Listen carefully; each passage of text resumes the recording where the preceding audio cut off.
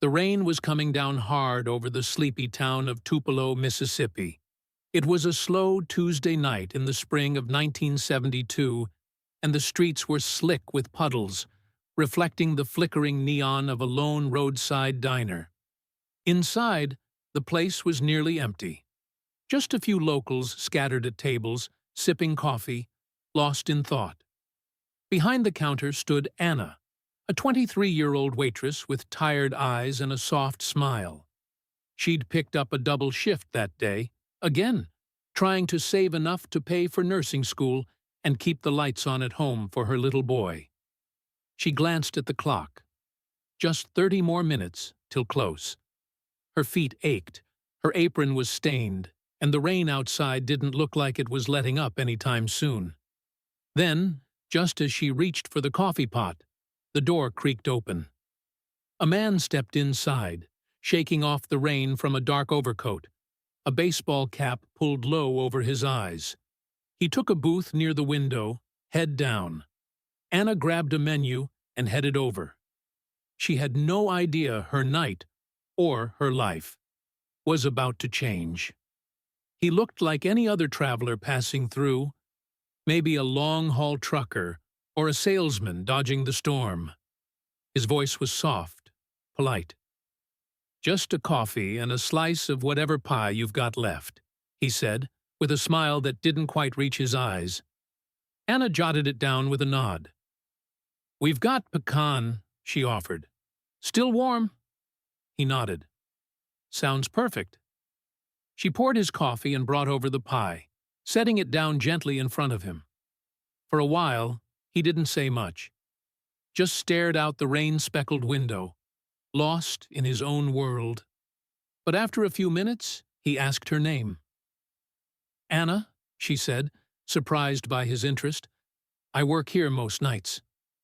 He smiled again, warmer this time. "You've got a kindness in your eyes, Anna. That's rare these days." She blushed slightly, caught off guard. "Just doing my job," she replied. But something about him felt different, like he was really listening, not just making small talk. His voice, it sounded familiar, but she couldn't quite place it. Maybe he reminded her of someone. Still, she didn't dwell on it. Just another customer. Another night. Or so she thought. Anna leaned against the counter as the stranger took slow bites of his pie. The diner had emptied out, leaving only the soft hum of the refrigerator and the patter of rain on the windows. He gestured toward the seat across from him. "You look like you've had a long day," he said gently. She hesitated, then sat. "Double shift," she admitted. "Trying to save up for nursing school. Got a 5-year-old at home who wants to be a dinosaur when he grows up."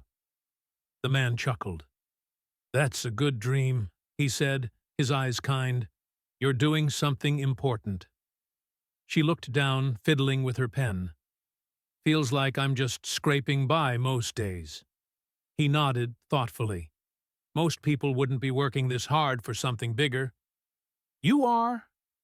His voice had a quiet weight to it. Not dramatic, just steady, like someone who understood more than he let on. They talked a few more minutes. Nothing fancy. He asked her about her favorite song. She asked where he was headed. He never really answered that. When he stood to leave, he placed a 20 under his cup, turned to her and said, "You're doing more than most people do in a lifetime, Anna." She smiled politely, a little puzzled. He nodded once, pulled his cap lower, and stepped back into the rain. She watched him disappear through the fogged-up glass, unaware that what he left behind would change everything. Anna began wiping down tables, going through the closing motions on autopilot. It wasn't until she cleared his booth that she noticed the check wasn't just folded. It was tucked under the plate, neatly pressed down. She lifted it absent-mindedly, expecting to find the usual scribble of a tip line. Instead, her eyes landed on a handwritten note. She blinked, reading it again to be sure. "For the nurse who hasn't gotten her wings yet, Thank you for your heart. EP. Confused, she flipped the check over and nearly dropped it.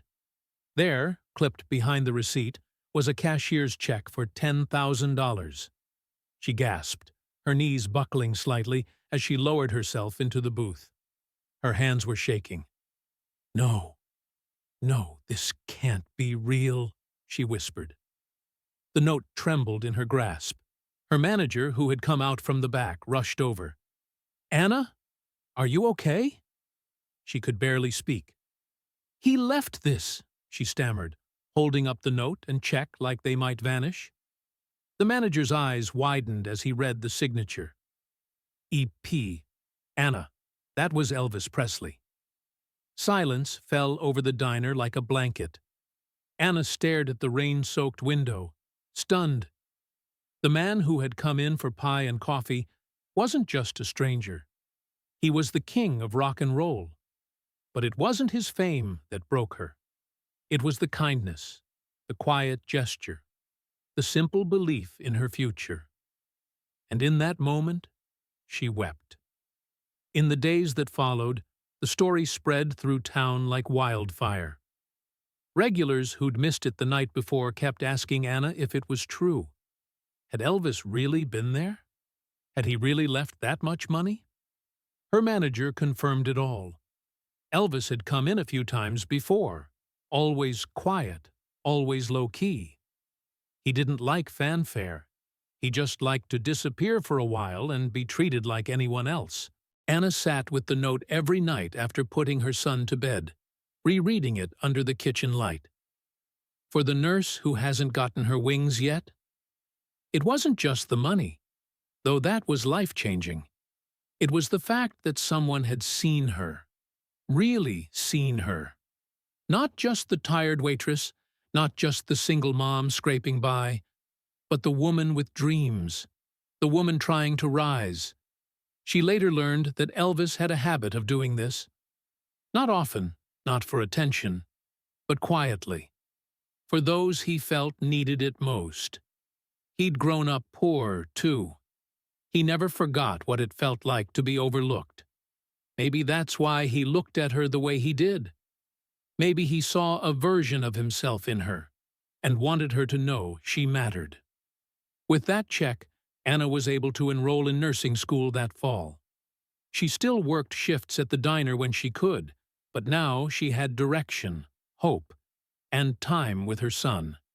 She graduated 3 years later at the top of her class, and soon after became a nurse at a local children's hospital where her empathy and dedication stood out.